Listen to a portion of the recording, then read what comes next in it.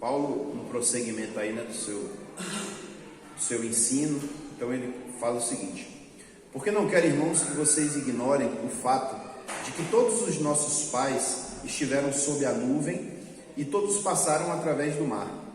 Em Moisés, todos eles foram batizados na nuvem e no mar. Todos comeram o mesmo alimento espiritual e todos beberam a mesma bebida espiritual, pois bebiam de uma rocha espiritual que os seguia, e essa rocha era Cristo, era o Cristo. Contudo, Deus não se agradou da maioria deles, por isso seus corpos ficaram espalhados no deserto. Em relação a essas coisas, eles se tornaram paradigmas ou modelo para nós, para que não cobicemos coisas más, como eles cobiçaram. Não se tornem idólatras, como alguns deles, conforme está escrito: o povo se assentou para comer e beber e levantou-se para se divertir. Não pequemos sexualmente, como alguns deles fizeram, e num só dia morreram 23.000. Nem ponhamos o Cristo à prova, como alguns deles puseram, e foram mortos pelas serpentes. E não se queixem, como alguns deles se queixaram, e foram mortos pelas mãos do destruidor. Essas coisas aconteceram a eles como exemplos, e foram escritas como advertência a nós, para quem tem chegado o fim dos tempos. De modo que aquele que julga estar de pé tenha cuidado para não cair. Não sobreveio a vocês um teste que não fosse humano, e Deus é fiel. Ele não permitirá que vocês sejam testados além do que podem suportar, mas com o teste Ele providenciará uma saída para que consigam suportar. Amém? Antes de começar essa leitura aqui, eu queria fazer uma introdução que até a gente já tem falado sobre isso aqui. Eu acho que os irmãos têm essa consciência de que muitas vezes a gente lê uma passagem na Bíblia e ela é objetiva, né? Ela tem uma mensagem objetiva e você lê lá. Então, no caso aqui, por exemplo, né, diz lá: Moisés tocou na água e o povo atravessou e passou pelo meio do mar em pé seco. Então, se você sabe ler, né, e se você tem um mínimo de processamento cerebral, você entendeu o que está escrito ali, né? Você pode até, enfim, criar questionamentos, mas você entende o que está dizendo. Só que a Bíblia, como a gente costuma dizer, a Bíblia é viva, né? Paulo usa a expressão que a Bíblia ela é como uma espada de dois gumes, corta dos dois lados, né? E ele diz isso no sentido de que ela corta fazendo a divisão entre alma e espírito, não é assim que fala lá? Então a gente tem consciência de que mesmo as coisas que estão escritas de forma objetiva, muitas vezes ela tem um sentido a mais. Existe uma profundidade a mais naquilo que está escrito, né? E é isso que Paulo vai fazer aqui agora, com esses exemplos que ele dá do Antigo Testamento, né? Ele vai pegar esses fatos históricos e meio que vai dizer assim: olha, mas tem algo além disso aí. Não é só o que está escrito, é o que está na entrelinha. Existia um objetivo, né, além do que simplesmente relatar um fato. E por um lado nós temos, graças a Deus, nós temos o Novo Testamento. E se vocês pararem para analisar, né, o Novo Testamento é meio que uma interpretação do Antigo, né? O Novo Testamento, na verdade, não é nada novo necessariamente.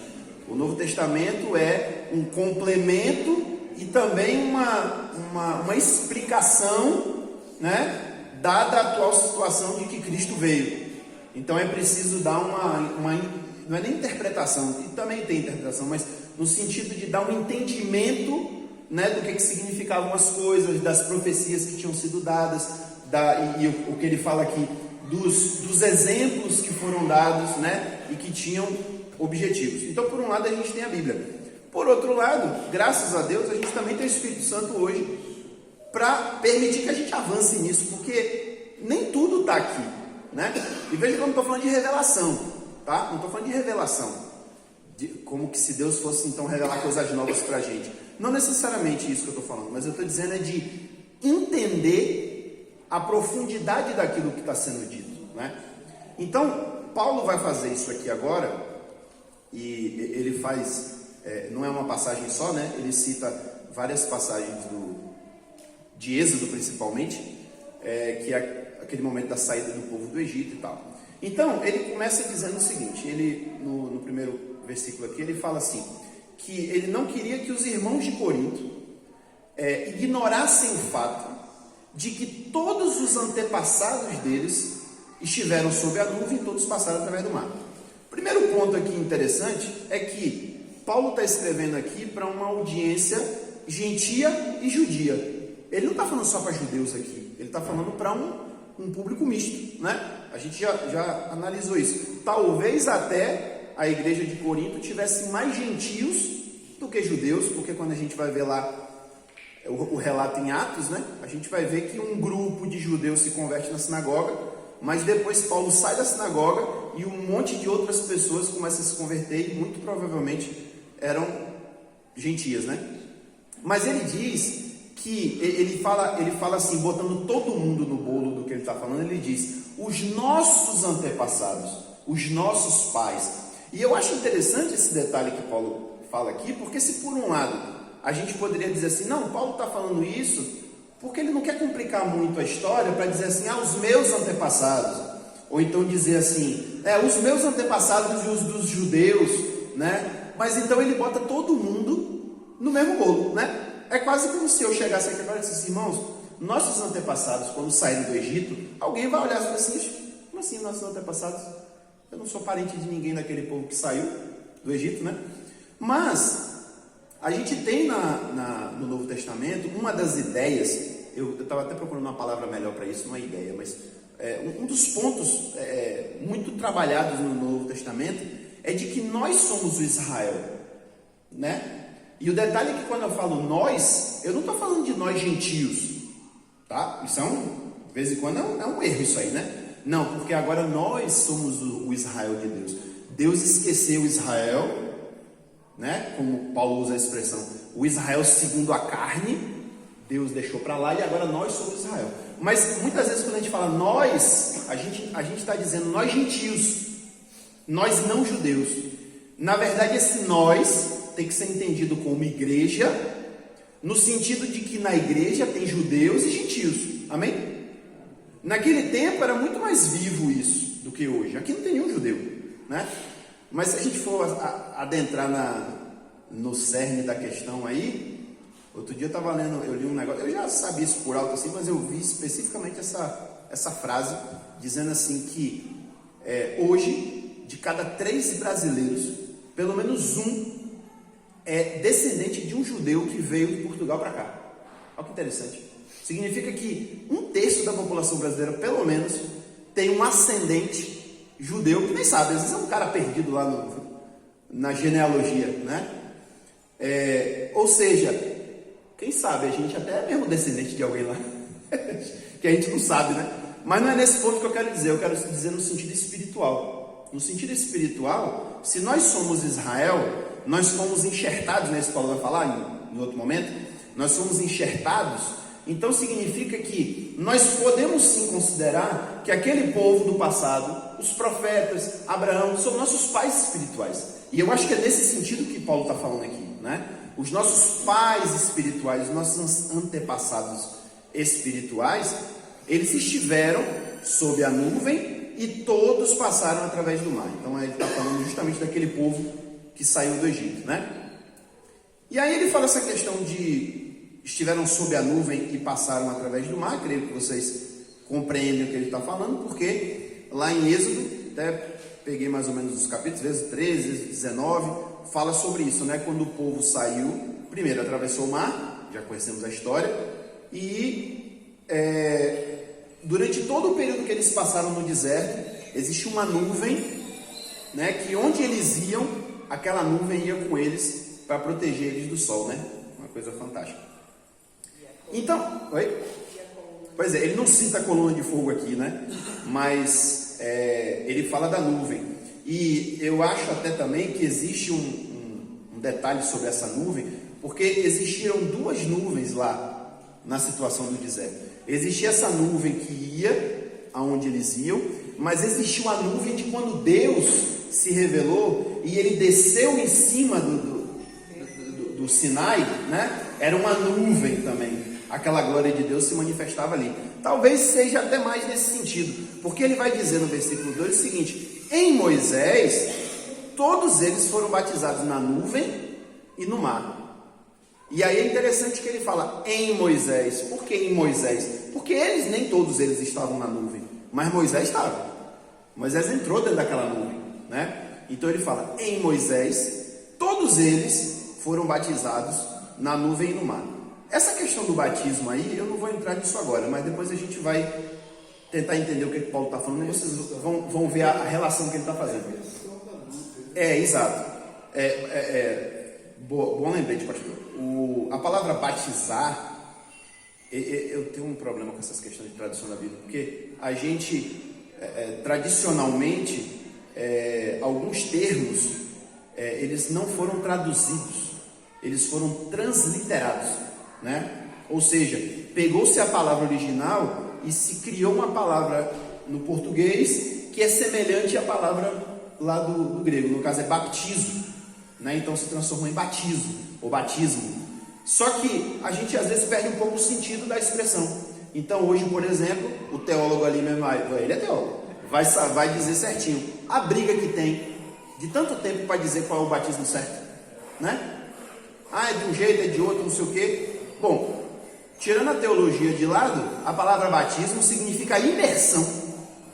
Então até quando as pessoas enfiavam a mão numa tigela para poder lavar a mão, aquilo era chamado de batismo. Ele estava imergindo a mão ali naquele negócio para lavar. Então o sentido aqui é esse mesmo. Eles foram imersos na nuvem e no mar, né? Eles entraram dentro daquilo ali em Moisés. Moisés como representante, mas eu penso também que talvez haja um sentido da aliança, né? Moisés representando a aliança que foi feita ali, né? A própria lei, né? A lei é uma consequência daquela aliança. Então, enquanto Moisés estava dentro da nuvem, o povo todo estava com ele ali também, sendo imerso na nuvem e no mar. E qual foi a consequência disso? Aí a partir do versículo 3 ele fala duas coisas que acabaram acontecendo também como consequência. Primeiro, todos comeram o mesmo alimento espiritual. Ele está falando de quê? Do maná. Não é isso? Qual foi o alimento espiritual que eles tiveram? É o maná, né? Que chega... Acho que é o próprio Paulo que vai dizer, que chama de pão dos anjos, né? Acho que é assim que ele se refere. E detalhe, olha, vai percebendo o que ele está dizendo, ó. Todos os que saíram do Egito, sem exceção, foram imersos na nuvem e no mar. Todos os que saíram do Egito comeram maná. Então, o alimento espiritual é o maná. No 4 ele diz: e todos beberam a mesma bebida espiritual. Houve alguma bebida espiritual ali? Sim, mas a água vem de onde? Do céu? Pois é, ele fala, né? Pois bebiam de uma rocha espiritual que os seguia. Deixa eu ver se eu anotei aqui a referência disso. Antes de chegar em Cristo, isso aí é mais complicado. Êxodo 17, 6, tem a referência, né? Chama de Refidim, se não me engano, o lugar onde eles pararam, né? O povo está com sede, normal, e aí, e o detalhe é que existem dois relatos disso aqui. O primeiro relato, que é Êxodo 17:6, o povo reclama com Moisés: poxa, Moisés, estamos com sede, não tem água nesse deserto, papapá. Vocês sabem que deserto não tem água mesmo, né? Existem os oásis, né? No deserto, mas eles provavelmente não estavam diante de um oásis, eles estavam reclamando que não tinha água. Naquela situação específica, Deus não age com impaciência ou com ira. Deus fala: Moisés, vou providenciar água para o povo. Claro, o povo precisa de água mesmo, né? Eles estavam reclamando, mas tudo bem, tem que providenciar mesmo. Então Moisés vai e fala: ó, pega aí o mesmo cajado que você tocou na água para abrir o mar vermelho, você vai e toca na rocha. Detalhe, não se fala que rocha é essa, ele só fala: você vai tocar na rocha e ela vai verter água. E aí na hora que ele toca, né, não lembro se uma ou duas vezes, começa a sair água daquela rocha ali. Isso Paulo está falando de bebida espiritual, porque por mais que a gente pensasse assim, não, é porque tentar dar uma resposta naturalista, né? Não, é porque Moisés, ou então, sei lá o que, sabia que naquele lugar tinha um poço, né? Aí na hora que ele bateu, ele quebrou a pedra, não sei o que. Gente, não tem explicação para isso. Moisés estava com um cajado de madeira, o cajado de madeira não quebra uma pedra, né? Então, foi realmente algo espiritual que aconteceu ali, foi uma coisa sobrenatural que aconteceu ali. Mas, essa situação acontece de novo. E se a gente não lê com atenção, pode parecer até que é a mesma história contada de outra forma, mas não é. Porque a outra história, outro relato, está em Números 28, já lá na frente, né? Êxodo está aqui logo depois que eles saíram do Egito, e Números, eu falei Números? Foi isso mesmo, né? Números já está lá, quando eles já estão chegando na fronteira lá com Canaã. E aí o povo começa, mas rapaz, a gente vai morrer no deserto, começa a reclamar, Moisés já está de saco cheio daquele povo. Já está mais velho, quanto mais velho, e eu sei disso, quanto mais velho, mais impaciente. Moisés já estava de saco cheio da reclamação daquele povo. E aí, o povo reclamando tal. Aí Moisés de novo, Senhor, esse povo aí que o Senhor tirou do Egito, aí está reclamando, que tem água, não sei o quê. Aí Deus fala, paciente, né? Que Deus é paciente. Sim, Moisés, agora o detalhe, eu não estou com a passagem para ler aqui, mas eu li ontem e estou com mais ou menos na cabeça. Deus fala assim, Moisés, fale àquela rocha, e ela vai verter água novamente. 2 detalhes, dessa vez Deus não mandou tocar nem bater, ele só falou fale, e o segundo é que ele fala aquela rocha. Detalhe, ele estava no mesmo lugar? Não, ele estava em outro lugar já, não era mais naquele mesmo lugar, era em outro, até que aí aparece que chamam de Meribá, por causa da confusão Meribá significa, acho que, de discussão, dissensão, alguma coisa assim, né? E Deus fala, toque naquela rocha. Aquela? Como assim? Como se tivesse uma outra, né? E aí, o judaísmo, os judeus, provavelmente Gamaliel, que foi o professor de Paulo, ensinou a Paulo uma coisa que os judeus acreditavam. Os judeus diziam o seguinte, que aquela rocha que na primeira vez Moisés tocou, era um poço portátil. Era um poço que Deus criou para o povo beber água. E aquele poço seguia o povo. Esse era o entendimento dos sábios judeus. Eles diziam, aquela rocha, ela seguia o povo. Onde o povo ia, aquela rocha estava lá, para poder dar água para eles. É como se fosse um poço. Na verdade, eles não falavam poço, eles falavam como se fosse uma vasilha de água, né? Como se fosse um reservatório. A água era um reservatório de água portátil que Deus mandava onde o povo ia. E é interessante que parece que é isso mesmo que acontece, porque lá no começo a pedra está, agora a pedra está aqui de novo. E por mais que a gente não tenha esse detalhe, será que era exatamente a mesma pedra? Mas isso não interessa. O que interessa é que do mesmo jeito que aconteceu lá, aconteceu aqui, e Deus faz uma referência àquela. Ele não fala, toque aí em uma pedra, ele fala, toque naquela pedra, ou melhor, fale, né? Aquela pedra. Então, é interessante que Paulo siga essa ideia e diga, eles bebiam de uma rocha espiritual que os seguia. Isso não está na Bíblia, essa questão de que a pedra seguia. Isso era um entendimento, né, uma interpretação que os judeus faziam, e Paulo está dizendo, está certo, é isso mesmo. Realmente aquela rocha seguia eles. Aí Paulo vai um pouco mais além e diz, e eu ainda tenho mais a dizer a vocês, a rocha não apenas seguia o povo onde ele ia. A rocha era Cristo. Deixa eu até abrir um parênteses aqui. Já falei isso aqui algumas vezes. Deus é onisciente, correto? Onisciente e presciente. Deus sabe de tudo que acontece e Ele sabe antes. Tudo o que aconteceu, e a gente aqui agora, Deus já sabia, Deus já viu, né? É o filmezinho lá que Deus já assistiu da humanidade toda, Ele já sabe tudo. Quando Deus manda Moisés tocar na rocha na primeira vez, Moisés vai e toca. Dessa vez, Deus fala para Moisés falar.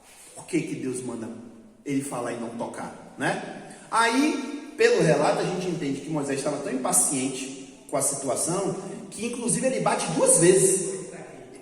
Pá, pá, ele dá 2 batidas na rocha. Na mesma hora que ele bate na rocha, Deus virou para ele e falou assim, para ele e para Arão, assim, ó, por que vocês não obedeceram o que eu mandei vocês fazerem? vocês não vão guiar o povo para entrar na terra, não. Então, nessa situação, é por causa dessa situação que Deus proíbe Moisés de entrar na terra prometida. Ele morre antes, né? Minha opinião, isso aí foi uma desculpa que Deus inventou para não deixar Moisés entrar na terra. Porque, irmão, sinceramente, Arão já tinha feito coisa pior antes. E Deus não tinha dito que ele não ia entrar, né? Moisés não tinha feito nada errado, Moisés tinha obedecido direitinho. Mas Moisés, muitas outras vezes, já tinha se impacientado. Porque foi Deus que mandou Moisés quebrar as tábuas quando ele desceu do monte? Quando Moisés desce do monte e vê o povo lá, como tem essa passagem aqui, né? O povo se assentou para comer e beber, é na situação lá do bezerro de ouro. Moisés vê aquilo, fica revoltado, pega a tábua que Deus escreveu com o próprio dedo. Não foi Moisés que ficou batendo coisinha na pedra, não. Deus escreveu com o dedo dele. Ele pega aquele negócio e ó, pá, joga no chão e quebra tudo. Se fosse eu ia falar assim: Moisés, tá doido? Uma relíquia dessa. Deus brigou com ele por causa disso? Não. Deus nem. Isso aí passa em branco. Agora, porque Moisés deu 2 batidas na pedra que ele mandou falar, Deus disse: você me desobedeceu, você não vai entrar na terra. Então, assim, alguns intérpretes pensam, já que a rocha era Cristo, então por Moisés ter dado 2 cacetadas na cabeça de Jesus, então Deus castigou ele, você não vai entrar. Honestamente, eu não acho que é isso. Eu acho que Deus usou isso como desculpa, entre aspas, né, como motivo para chegar para ele e dizer: olha, você não vai entrar. Ah, Senhor, epa, você me desobedeceu, você não vai entrar. Quando a gente analisa a coisa mais profundamente, a gente chega à conclusão do seguinte: que será que ia dar certo Moisés entrar na terra? Será que Deus já não tinha projetado que era Josué? Porque era um outro tipo de situação, né? Eles ainda iam encontrar batalhas, etc. Mas foi um outro tipo de circunstância que Josué assumiu isso e fez muito bem, né? Também tem o ponto que muitos dizem, e eu até concordo com isso, que eu acho que existia a grande possibilidade de Moisés morrer na terra, Moisés ser mumificado. Detalhe, o povo vinha do Egito, eles já conheciam isso. Moisés era egípcio, entre aspas, né? Moisés nasceu no Egito, foi criado como filho de Faraó, né? Filho, enfim, neto de Faraó. Moisés, existia um grande risco de Moisés ser mumificado. E quem sabe a gente não teria a múmia de Moisés até hoje, o povo venerando o Santo Moisés. Os judeus chamam Moisés de o Santo Moisés, né? Por que no primeiro momento Deus falou, pega e até esse nome fere, né, essas traduções antigas? Ele falou, bate, né? Bate na rocha, do mesmo jeito que você bateu na água para ela abrir, bate na rocha. Só que da segunda vez Deus não fala bate na rocha, Deus fala fale a rocha. Deu um comando verbal a ela e ele não faz, ele vai e bate de novo, né? É por isso que eu digo, isso é a minha visão, tá? Não tô dizendo que é isso, tô dizendo a minha visão. Porque eu não consigo, eu consigo entender Moisés, ou melhor, é isso que eu quero dizer. Moisés teria até uma desculpa de dizer assim, mas Senhor, outra vez o Senhor não mandou ferir? Na confusão aqui no momento eu fui lá e fiz a mesma coisa. Então assim, na minha concepção, não era motivo real para que Deus impedisse Moisés de entrar na terra por causa disso. Na pior das hipóteses, Deus podia ter dito, ó Moisés, você me desobedeceu, fiquei chateado com você, vou botar você de castigo. Beleza, mas impedir ele de entrar na terra por causa disso, me parece que é uma consequência que Deus já de antemão já pensou, eu vou... É quase como que dizer assim, Moisés não me dá motivo nenhum para eu impedir ele de entrar na terra, eu vou criar um motivo, quase como se fosse isso. Aqui, quando a gente chega nessa parte da rocha da Cristo, como eu falei inicialmente, o que Paulo está tentando fazer? Ele está tentando mergulhar um pouco mais no texto e tentando extrair dali, né, o que ele vai chamar aqui no versículo 6 de modelo ou exemplo. Eu usei a palavra paradigma. Paradigma significa, até botei aqui para não esquecer, paradigma significa um exemplo que serve como modelo. É exatamente isso que Paulo está dizendo aqui. Ele está dizendo, olha, essas coisas aí, elas não simplesmente aconteceram, elas são um exemplo que serve para nós, também como um modelo do que fazer e do que não fazer, né? Principalmente do que não fazer. E aí, quando ele fala da questão que a rocha era Cristo, antes, só aprofundando mais na questão da interpretação, e eu falo isso sempre aqui, você sabe que eu não sou judaizante nem nada, mas uma coisa que a gente não tem como desassociar é que o apóstolo que está escrevendo aqui era judeu. Esse apóstolo aqui, ele não era só judeu, ele tinha sido fariseu. E ele não tinha sido só fariseu, ele tinha sido um dos melhores, porque ele disse que na idade dele não tinha ninguém que se sobressaísse a ele. Ah, Paulo era arrogante. Ah, ele está falando a verdade. Ele está dizendo o que ele era. E mais, ele foi instruído por um cara chamado Gamaliel, que no judaísmo daquele tempo, Gamaliel, ele era bambambam. Sabe por quê? Não era nem por ele propriamente, é porque o avô dele tinha sido um rabino muito famoso chamado Hillel. E esse Hillel, para você ter noção, até hoje, eram dois, né? Mas Hillel entre eles. Hillel é a base da exegese judaica. Hillel e Shammai. Hillel, ele estabeleceu regras de interpretação das escrituras. Paulo foi discípulo do neto dele. Então aí assim, não, mas Paulo quando virou crente abandonou isso tudo. Pô, irmãos, aí também é ser muito tolo, né?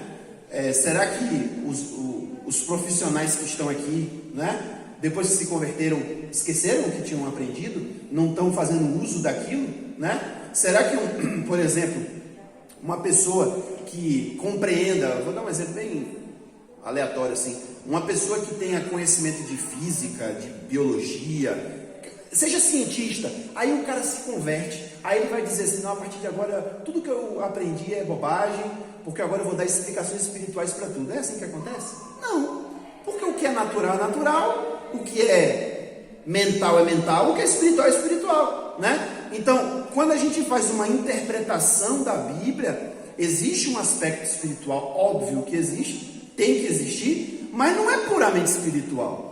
Eu, para dar essa aula aqui, eu não fico lá meditando para Deus encher minha mente de conhecimento. Não, eu vou procurar. Se tem um negócio que eu fico em dúvida, eu vou catar. Vou para o Google, vou para aplicativo, vou para livro, eu vou pesquisar, né? Então, a gente não pode ignorar esse lado de Paulo. E ele faz a mesma coisa que todos os escritores do Novo Testamento fazem. Eles fazem uma interpretação baseada na exegese judaica, porque era o terreno deles, era o que eles entendiam, era o que fazia sentido para eles. Então, até eu peguei assim essa palavrinha, isso aqui que Paulo faz com essa passagem, no judaísmo é chamado de Midrash. O Midrash parece um pouco com a interpretação alegórica da teologia. A diferença é que normalmente a alegoria da teologia considera assim, não, aquilo ali na verdade não aconteceu, aquilo ali foi uma história que foi escrita com um sentido alegórico e moral, né? Geralmente quando se fala em alegoria é isso. Então assim, não, o povo não passou de verdade pelo meio do mar. Isso é uma história que foi inventada para ensinar que Deus é bom, que sabe? É como se fosse uma história inventada mesmo, uma parábola. No caso do Midrash, não. O Midrash, ele fala assim, não, a história aconteceu, é fato. Só que existe um porquê de Deus ter feito aquilo acontecer. Ele tinha uma coisa para ensinar naquilo ali. Então eles tentam extrair, né, daquela história algo mais profundo. É o que Paulo está fazendo. Ele não está dizendo que o povo não viu a nuvem. Ele não está dizendo que o povo não atravessou. Ele fala, tudo isso é fato. Aconteceu de verdade. Até que a gente está aqui hoje. Nós somos fruto daquilo. Agora, quando o povo entrou na nuvem, será que tinha alguma coisa ali para a gente entender como mais profundo? Quando o povo comeu o alimento espiritual e o povo bebeu a bebida espiritual, será que tinha algo para ensinar a nós hoje em dia? E aí ele vai lá e tenta catar isso. E uma das coisas que ele faz, e que aí agora já é uma característica de Paulo, não apenas a rocha seguiu o povo, a rocha já era o Cristo, o Messias, que já estava presente na história, né? Eu não sei se foi aqui que eu falei isso, mas acho que foi. Exato, sobre a pré-existência de Cristo, né? Eu comentei aqui que João fala isso de forma clara, né? Que no princípio era o verbo estava com Deus e o verbo era Deus. Todas as coisas foram feitas por intermédio dele, né? Sem ele, nada do que existe teria passado a existir. Então, a gente sabe que antes de Jesus virar Jesus, porque Jesus é o homem, né? Antes dele virar um ser humano chamado Jesus, ele já pré-existia como a palavra de Deus. Ele não era Jesus, mas ele já pré-existia como a palavra de Deus. Novamente, voltando para a questão do judaísmo. O judaísmo também já tinha essa concepção. Eles já diziam o seguinte, que a palavra... Eu não sei bem se eles associavam isso com o Messias, mas eles diziam assim, a palavra de Deus, ela é a agente de Deus no mundo. Então, quando Deus se manifesta no mundo, não é Deus Criador. Eles dizem que só existe, parece que, 2 situações onde de fato Deus Criador veio e fez alguma coisa. E uma delas é quando ele se manifestou no Sinai. Eles dizem, o trono de Deus, de fato Deus Todo-Poderoso, Criador dos céus e da terra, ele desceu em cima do Sinai. Deus Todo-Poderoso se manifestou a Isaías dentro do templo, quando Isaías vê o trono, né, os animais, ali de fato é Deus. Para todas as outras vezes que Deus se manifesta, não é Deus, é a palavra de Deus. Eles já diziam isso. E faz todo sentido, né? Porque faz pensar assim, pô, será que Deus vai levantar do trono dele? Está lá, ele está sentado no trono dele, reinando sobre tudo. Ele vai se levantar do trono dele para vir aqui fazer nada? Por que ele tem um bocado de anjo? Não é para fazer as coisas dele? A gente não entende bem como é que é isso, né? A gente só faz um rascunhozinho bem fajutinho do que é a coisa. Mas a Bíblia dá essas ideias e muitas vezes parece até que está só sendo uma metáfora, parece que está sendo só uma coisa poética, né? Eu acho que não é poético. Eu acho que quando, por exemplo, um Salmo ou Jó, um desses livros mais poéticos fala assim, porque ele manda os anjos para fazer tal coisa, ele manda literalmente os anjos, né? Quando lá no Apocalipse fala, porque Deus mandou um anjo para segurar o vento, para não ventar, é literal, ele mandou mesmo um anjo para segurar. Lá no Apocalipse fala que tem um anjo que é o responsável pelo fogo. Deus botou um anjo para tomar conta do fogo. Deus não quer ficar se preocupando com essas bobagens. Deus tem lá os empregados dele. Ele está reinando. Então, a ideia é, o anjo do Senhor apareceu para Josué e falou com ele. Não, na verdade não foi bem o anjo do Senhor, né? É diferente. Mas, por exemplo, quando eu sempre lembro da história de Manoá, né? Do pai de Sansão. O anjo do Senhor se manifesta ao pai e à mãe de Sansão. E eles próprios reconhecem, o pai principalmente, reconhece, a gente vai morrer, porque a gente viu o Senhor, né? Ou seja, era a representação do Senhor ali. Quando aqueles 3 homens vão conversar com Abraão, aí o texto diz assim, então o Senhor, detalhe, Senhor ali é Jeová. Então Jeová se assentou com Abraão para comer e ficou ali batendo papo. Aí o judaísmo vem e fala, vocês acham que Jeová desceu do trono para vir conversar? Não, ele mandou a palavra dele, porque a palavra dele é a representação dele, é o embaixador dele quando ele precisa ir para cuidar de alguma coisa pessoal. Então, o Novo Testamento pega essa mesma ideia. No princípio era a palavra estava com Deus, a palavra era Deus, quem criou todas as coisas foi Deus, né? E agora Paulo, em outras palavras, está dizendo, a palavra já estava ali no meio do povo, porque a rocha era a palavra. A diferença é que ele não fala isso, ele fala a rocha era Cristo, que já estava ali. Não era Cristo ainda, obviamente, ele estava na forma de uma pedra, não sei como é isso, né? Mas ele se manifestou como uma pedra. Não era ainda o homem Jesus, mas já era a palavra que estava ali presente, né? E ele associa isso a Jesus. Não tinha se manifestado em carne. Exato, como homem, né? Então, até tem esse detalhe que a dona Lídia lembrou aí, né? De Jesus como sendo aquele que dá a água, né? Eu lhe darei a água viva, né? Assim que ele fala para a mulher. A água viva está com ele. Ele é que dá a água viva, né? E aquele que edificou a casa sobre a rocha também. A rocha quem, né? Ele fala, aqueles que ouvem a minha palavra e a praticam, é como alguém que edificou sobre uma rocha. Então tem vários exemplos que a gente poderia trazer aí, inclusive no Antigo Testamento, né? De dizer que Deus é a rocha, Davi usa muito essa expressão, né, de que Deus é a rocha de salvação. Exato, eu ia justamente falar aqui do 6 agora, novamente, né, que eu já falei, ele diz, em relação a essas coisas, eles, esse pessoal lá do deserto, se tornaram exemplos, modelos, paradigmas para nós, para que não, aí ele começa a falar de várias coisas. Então, como eu já falei, o paradigma aqui é um exemplo que serve como modelo. Então ele está dizendo, olha, aquilo que aconteceu com eles, aquilo que está escrito em relação ao que aconteceu com eles, serve para a gente hoje, para a gente olhar para isso e a gente não fazer a mesma coisa. Então isso a gente já entendeu. Agora, como é que a gente entende o exemplo que ele deu? Porque ele está falando, olha, o povo saiu do Egito.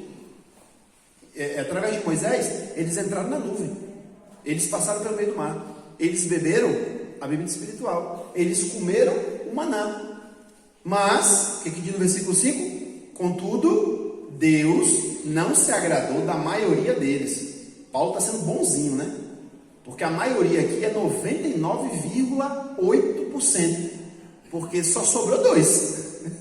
Daqueles lá só sobrou 2.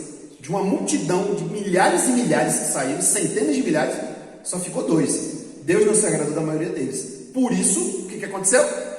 Por Deus não ter se agradado deles, os seus corpos ficaram espalhados no deserto. Foram morrendo, até que só ficou 2. Então percebam, aí agora é onde entra o grande lance, porque é aquela história, você lê isso aqui, você já é edificado. Quando você entende profundamente o que Paulo está falando, você toma um soco na boca do estômago. Porque olha os exemplos que Paulo está dizendo. Eles foram batizados, eles comeram do pão e eles beberam entre aspas, do vinho. Eles beberam da bebida espiritual. Está percebendo a comparação que Paulo está fazendo? Ele está comparando com a igreja. Em outras palavras, ele está dizendo, irmãos, todos nós somos batizados. Todos nós participamos da ceia. Comemos o pão, que é o corpo de Cristo. Nós bebemos o vinho, que é o sangue de Cristo. Agora, cuidado. Porque isso não vai significar nada se vocês desagradarem a Deus. Porque se vocês desagradarem a Deus, vai acontecer a mesma coisa que aconteceu com eles. E o que aconteceu com eles? Os seus corpos ficaram espalhados no deserto. Obviamente que no nosso caso, no sentido mais espiritual, né? Vocês vão perecer, vocês vão morrer. Jesus, inclusive, usa essa expressão, né? Se vocês não se consertarem, não se arrependerem, vocês também vão morrer nos seus pecados. Né? Então, esse é o paradigma que Paulo está querendo trazer aqui. Ele está pegando pontos específicos de toda aquela história e dizendo, olha lá o que aconteceu com eles. Eles foram batizados, eles viram a glória. Em Moisés eles entraram naquela nuvem, eles passaram pelo meio do Mar Vermelho, eles participaram de todas as coisas sobrenaturais e maravilhosas que Deus fez. Eles participaram.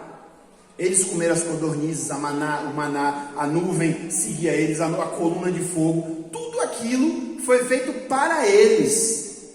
Só que eles desobedeceram a Deus. E o que aconteceu? Deus matou todo mundo. Então ele diz, isso serve de exemplo, paradigma para nós, para que nós não cobicemos coisas más. Né? Aí ele vai falar várias coisas, né? Para que nós não cobicemos coisas más como eles cobiçaram. Temos vários exemplos disso, mas um exemplo que me veio à mente é a história de Acã, né? Não foi todo mundo que aconteceu aquilo, mas Acã é um exemplo disso, né? Que foi lá e cobiçou o que não era para ser cobiçado, né? Não cobicemos como eles cobiçaram. Versículo 7. Não nos tornemos ou não se tornem idólatras como alguns deles se tornaram, como está escrito, o povo se assentou para comer e beber, levantou-se para divertir. Isso é a situação lá se não me engano, é do bezerro, né? Do bezerro de ouro. E aqui cabe, inclusive, a gente ressaltar algo que o pastor mesmo e outros sempre lembram.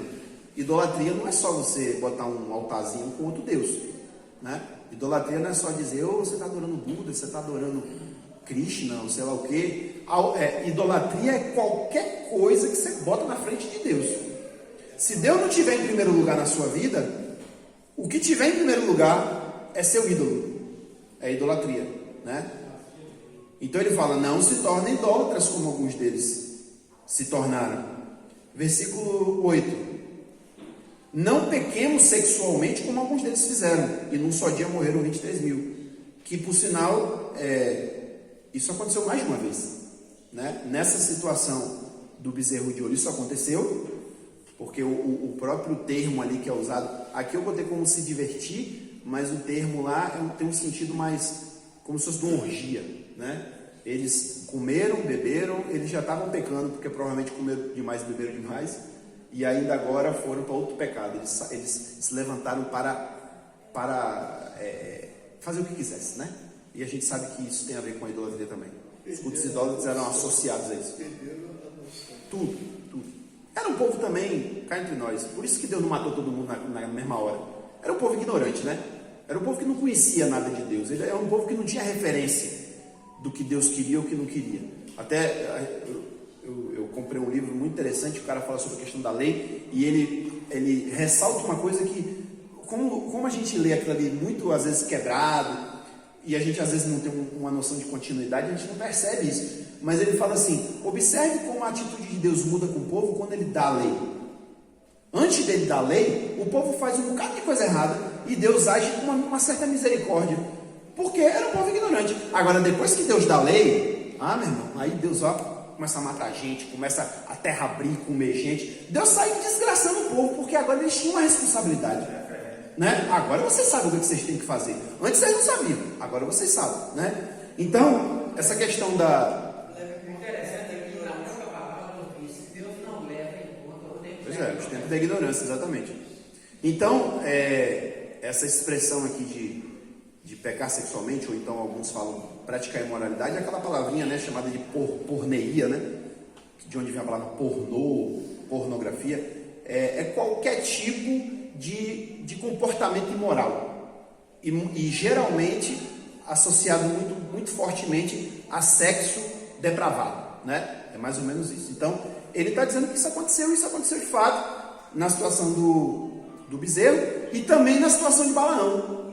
E é interessante que ali no relato acho que é Números que tem isso aí na história de Balaão, não entra bem nesse detalhe, porque a gente fica só com a história básica de que Balaão foi contratado e Deus falou com ele: você não vai, tá, né?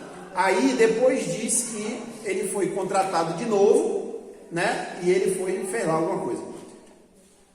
No Novo Testamento é trazida uma tradição, 22, né?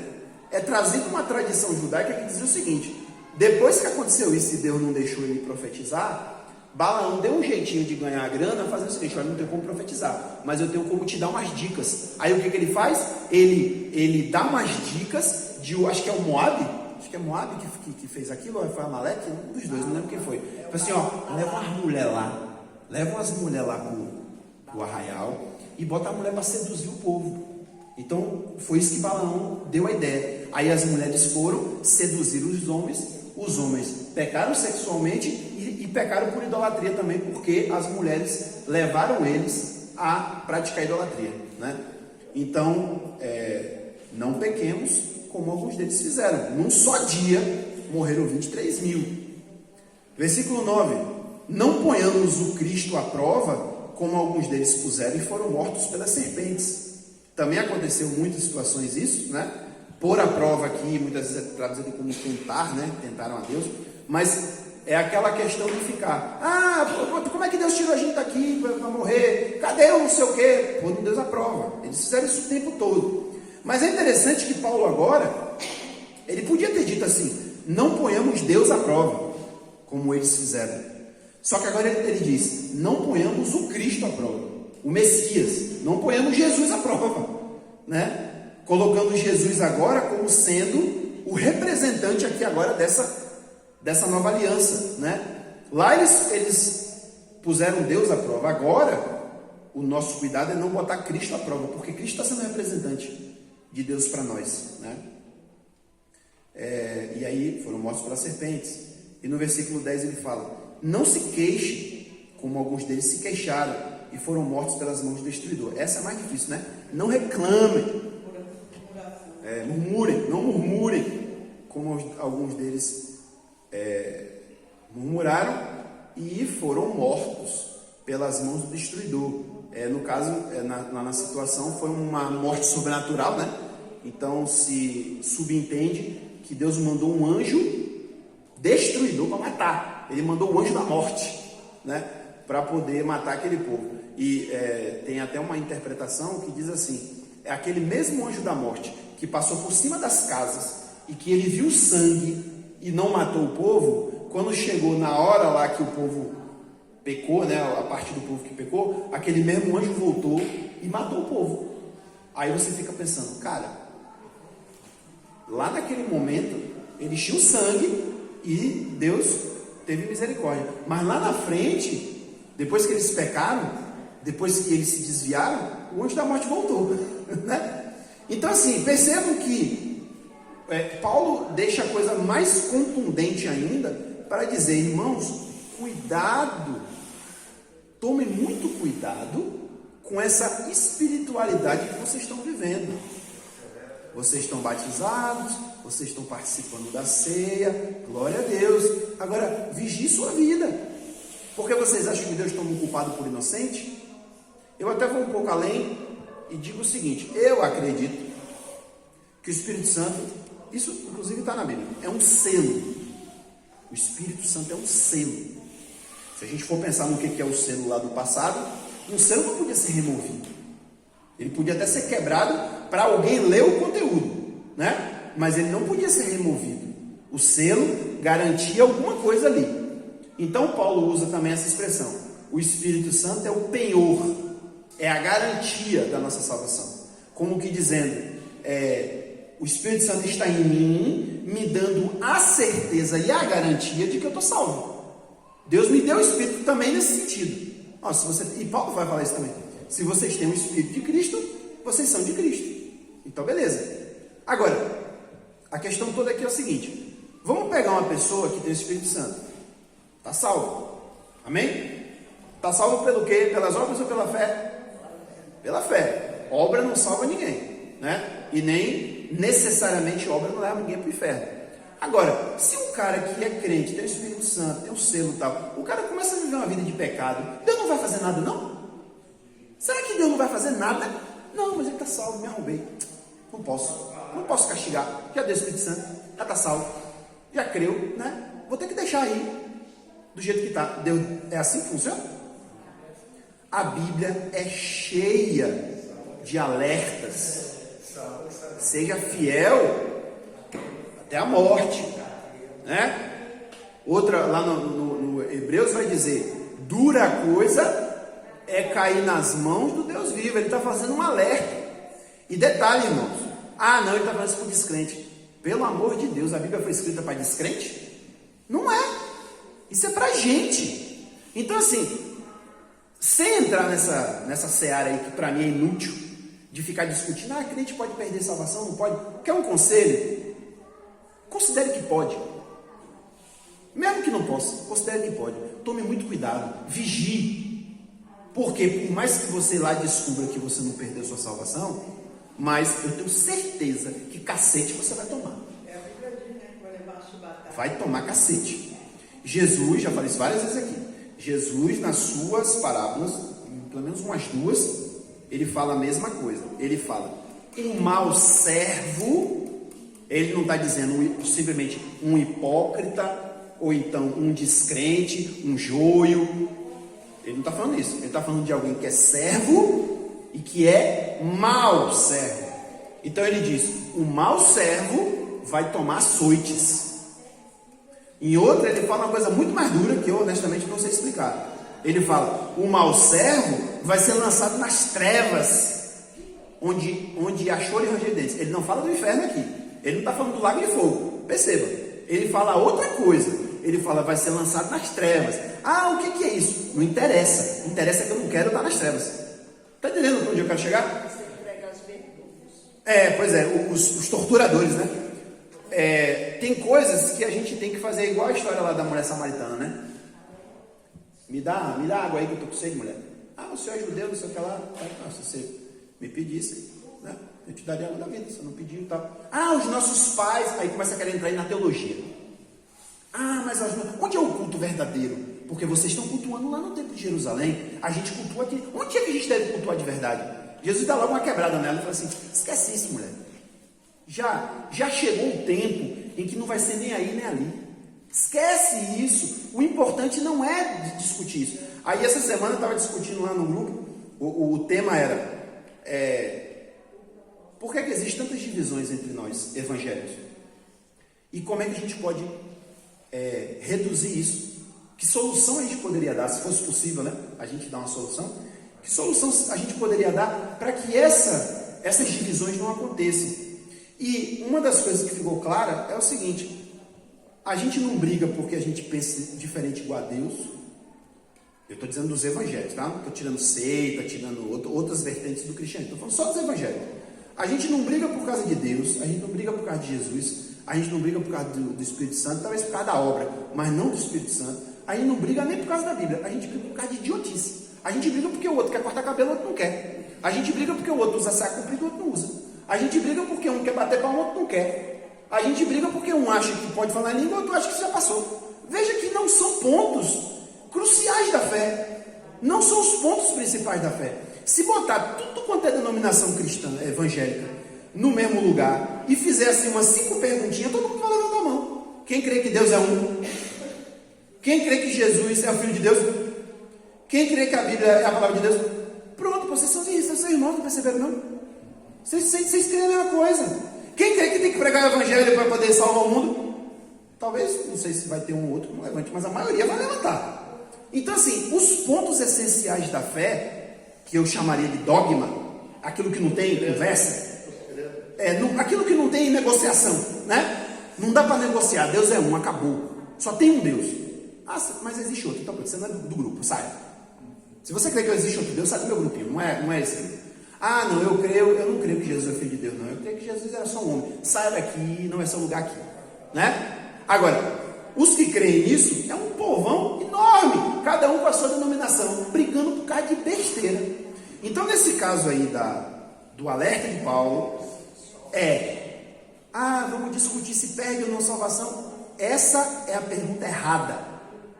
Isso aí é para você questionar depois que você não tiver mais nada para fazer, depois que você não tiver mais nenhuma preocupação na sua vida espiritual. Aí você para um dia e vai lá entender se perde ou não perde.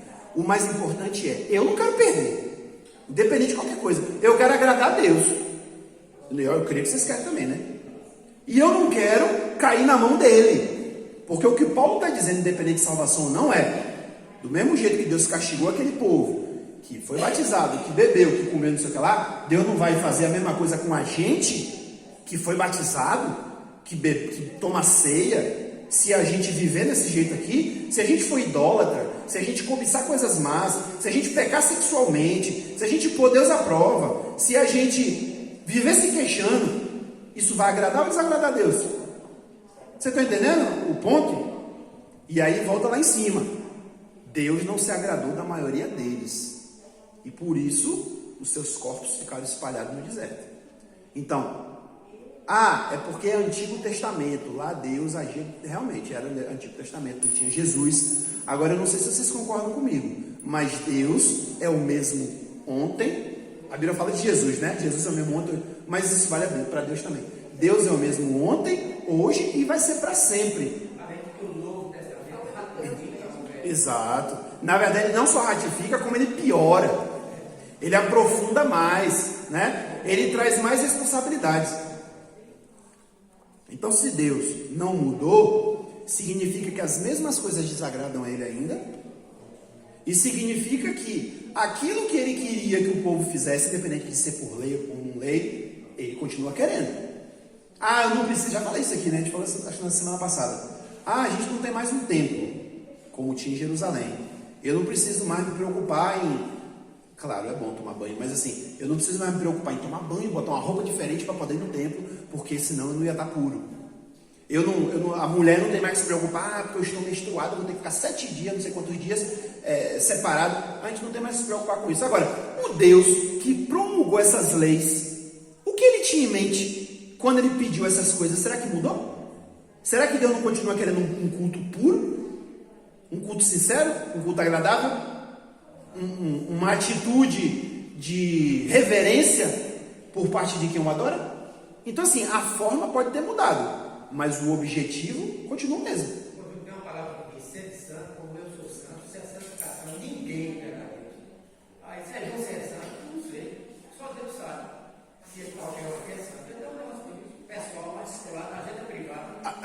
Deus que sabe, não. Você tem que saber. Não, eu sei, porque é na minha privada, a vida privada. Isso. E Deus sabe. Isso. Mas cada um sabe de si. Exato. Cada um vai dar conta de si, né? Mas temos que saber se eu estou sendo santo ou não, né? Ah, eu não sei se eu estou sendo santo, não. Vai na Bíblia. Até porque o Espírito Santo acusa, né? Na hora. E ó, cara, assim, aquela história. Por um lado, eu afirmo isso. O pastor fala muito isso também. A vida cristã genuína, ela é sobrenatural. A vida cristã genuína não é filosófica. É por isso que às vezes eu fico da história para a teologia. Que a teologia fica querendo filosofar as coisas, né? A vida espiritual genuína não é filosófica. Eu não tenho simplesmente que fazer um esforço próprio, ter autodisciplina para agradar a Deus. Não, eu tenho o Espírito Santo. O Espírito Santo de verdade. Deus em mim. Então Deus estando em mim, Ele me capacita, Ele me faz desejar aquilo que Paulo fala, né? No meu espírito eu quero, nem sempre eu consigo, porque minha mente não quer, minha carne não quer, mas o meu espírito quer. Eu não sei vocês, eu vivo isso. Eu sempre digo aqui, tá, até às vezes falo assim, para de falar essas coisas, o povo vai achar que tu é. Eu sou mesmo. Para mim, eu não vou falar a palavra aqui para não ser deselegante, mas eu não presto. Para mim, eu não presto. Sério mesmo. Vocês me olhando de fora, até minha mãe só me vê lindo, né?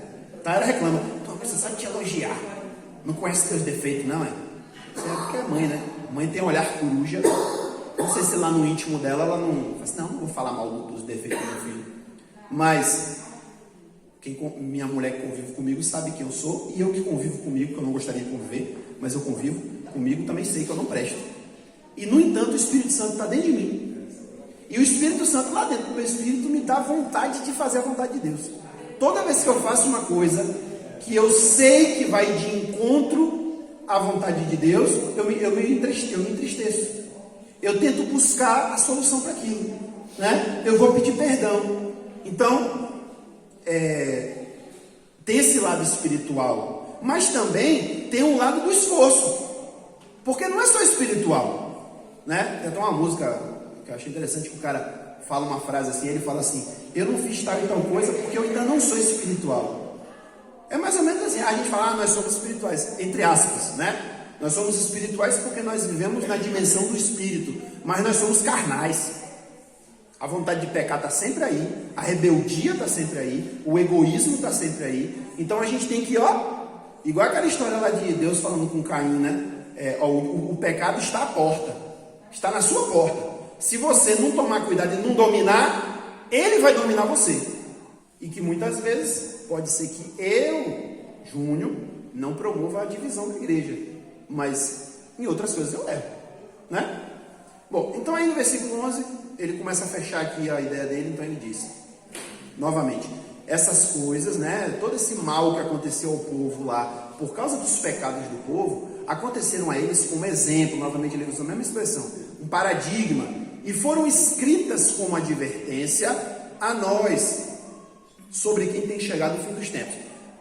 É aquilo que eu falei no começo. Quando Paulo diz, essas coisas foram escritas como advertência, ele não está querendo dizer, isso foi uma história que alguém inventou para que a gente aprenda. Não, ele está dizendo, aconteceu, é fato. Agora, isso foi escrito para que a gente aprenda. É igual quando João, ele no final do evangelho dele, ele fala assim, irmãos, teve tanta coisa a mais que Jesus fez e falou, que eu não tinha condições de escrever. Ia dar muito, ia dar uma enciclopédia, né? Só que o que eu escrevi no intuito de que vocês creem que Jesus é o Filho de Deus. Então, cada pedacinho da Bíblia, cada livro, cada coisa que está ali revelada, não está dizendo tudo, está dizendo o que eu e você precisamos saber, né? Moisés usa uma expressão interessante, uma frase. Ele fala assim, as coisas ocultas pertencem ao Senhor, mas as coisas reveladas pertencem a nós e aos nossos filhos para sempre. Então, aquilo que Deus revelou, cara, tem gente que fica batendo cabeça com coisa que Deus não revelou. Eu acho isso idiotice. Poxa, vamos tentar entender aqui. Como é que os anjos podem não ter sexo? Como é isso? Como é que um anjo pode se materializar e ser visto visível? Vamos discutir isso? Vai discutir sua vida primeiro. Eu conheço um cidadão mesmo que eu ficava impaciente, dava vontade de jogar na cara dele as coisas assim, mas eu me segurava. Eu acho que até joguei uma vez ou outra, mas eu ficava sem graça de jogar, mas eu ficava com vontade de jogar. O cara vivendo uma vida, dizendo ele que é crente, né? Vivendo uma vida toda errada, toda fora do propósito, mas queria fazer profundas discussões teológicas. Cara, vem aqui no meu grupo, estamos fazendo um grupo de discussões.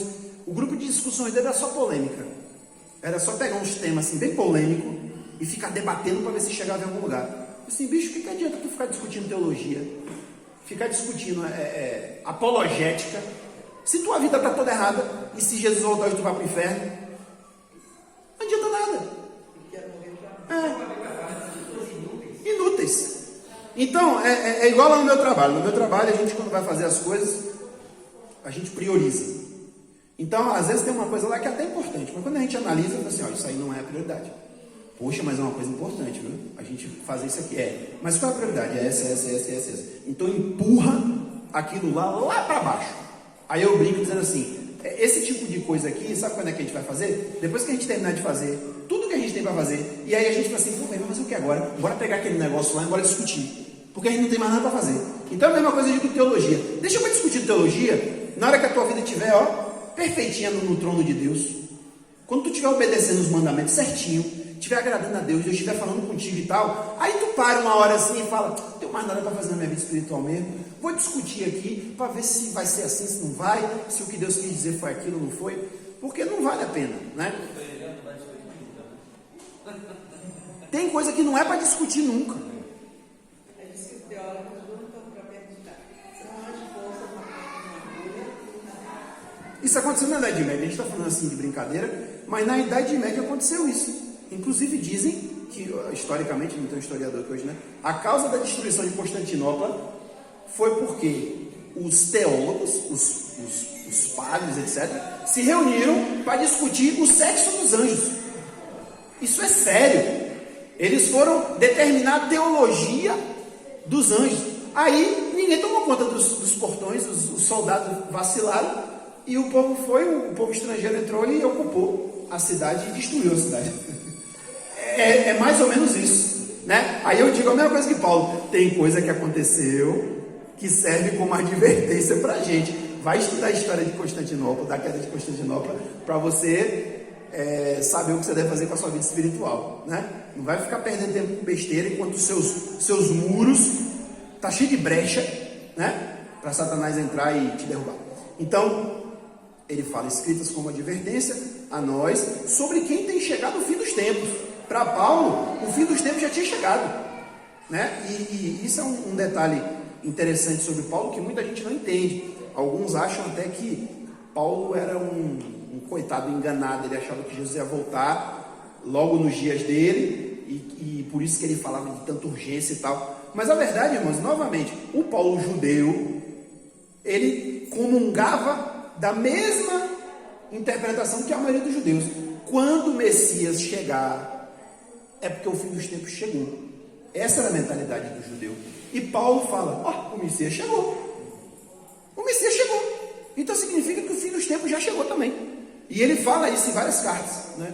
Dizendo que o fim dos tempos já tinha chegado. Agora, Paulo não era bobo, Paulo era um homem, era um profeta, não era meramente um pastor, enfim. Ele era um profeta, ele tinha a revelação de Deus. E ele vai dizer em Gálatas, que a gente já leu, dizendo assim, não fica alarmado não, Tessalonicenses, né?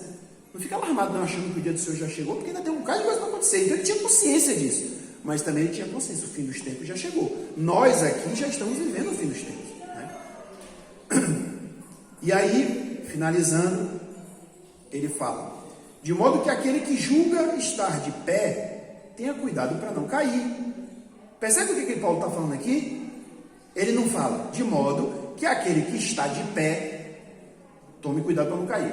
Não, ele fala assim, aquele que acha que está de pé. Eu acho isso uma cutucada, né, violenta de Paulo, né? Se você acha que você está de pé, tome cuidado para não cair. Porque tem muita gente que acha que está de pé, mas não está, né? Cuide para que não caia. Veja novamente a questão da advertência, né? Não, mas eu sou uma pessoa, o Espírito Santo está em mim, eu não vou cair. Tem certeza? Tem um bocado de gente caindo aí. bocado de gente grande, inclusive, um bocado de gente que em tese, em teoria, acha que está de pé, tem mais conhecimento que você, tem mais autoridade que você, já ganhou mais almas que você e, no entanto, caiu. Então, fique esperto. Aí ele vem com uma outra coisa também muito importante. Não sobreveio a vocês um teste que não fosse humano. E Deus é fiel, Ele não permitirá que vocês sejam testados além do que podem suportar. Mas com o teste, Ele providenciará uma saída para que consigam suportar. Por que eu estou usando a palavra teste aqui? Porque esse é o sentido original da palavra. Eu já falei isso aqui. A gente diferencia entre provação e tentação. Isso é uma diferenciação meio que teológica. Porque na Bíblia a palavra é a mesma. A mesma palavra para tentação é a palavra para provação. E o que essa palavra significa? Teste. Você vai passar por um teste. A diferença é quem é que está aplicando o teste. Porque se for um teste para você, como a gente já está acostumado a pensar, né? O teste da tentação, né? O teste para ver se você vai cair, isso não vem de Deus. Isso aí é o diabo que está criando armadilhas para ir no seu ponto fraco e te derrubar. Deus não vai fazer isso.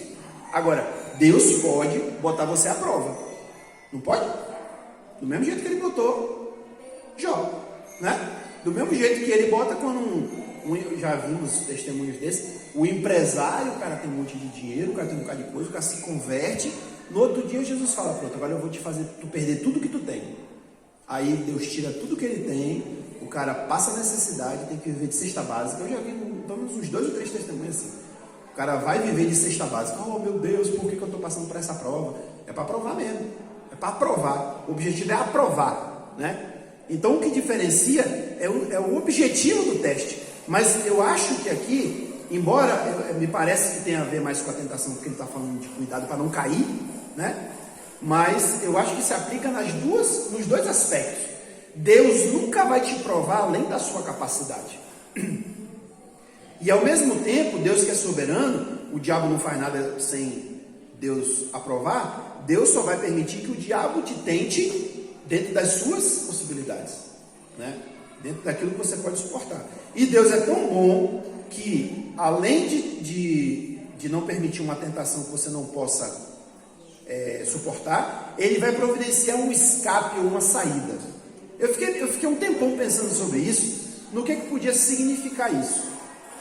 E a princípio eu me esqueci da história de José, e depois eu lembrei da história de José. E uma coisa que eu já ouvi na igreja há muito tempo, um professor meu de escola bíblica falava assim, existe, como é que é? Sim, existe o diabo e a tentação. A Bíblia diz, resista ao diabo e ele fugirá de você. Resista. Agora, os exemplos bíblicos que a gente tem de tentação fuja. Não tente resistir à tentação. Tentação não é um negócio para você brincar, é para você fugir. Aí dava o exemplo de José, né? José, a mulher estava ali todo dia, seduzindo ele, né? Eu gosto de pensar que a mulher de Potifar não era de se jogar fora, porque se ela era uma baranga, né? Era muito mais fácil de José dar um chega para lá nela. Mas se era uma mulher formosa, bonita, muito mais difícil, né? E que eu saiba, José era macho.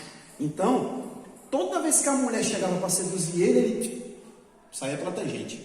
Aí a mulher veio de novo, ele saía pela tangente. Até que teve uma hora que a mulher encurralou ele. Agora você não escapa de mim. Ele não escapa uma zorra. Aí passou por debaixo das pernas dela, deu um... Aí, e a mulher agarrou ele e ficou com a capa. Porque ele, fugiu. Ele achou um jeito para fugir. Então eu fiquei pensando, aí novamente, é uma interpretação minha, não estou dizendo que é exatamente isso, mas eu entendo que quando Paulo diz que Deus vai providenciar um escape, a palavra literal é saída, é como se fosse uma saída de emergência. Deus vai providenciar uma saída de emergência para você fugir. Então não seja tolo e vá pela saída de emergência. Não ignore ela. Na hora que a tentação chegar, cai fora. Né? Alguns pode ser mulher, alguns pode ser dinheiro, outros pode ser fofoca, outros pode ser o que for, né? Qualquer coisa aí que vai fazer você pecar, Deus vai providenciar uma saída. Aproveite a saída e cai fora. né? Não fique ali para tentar resistir, não, porque é possível que você não resista, né? Então, amém. Então, a gente para por aqui e aí, na sequência, Paulo, ele continua dentro do mesmo tema, mas ele vai falar coisas um pouco diferentes, né?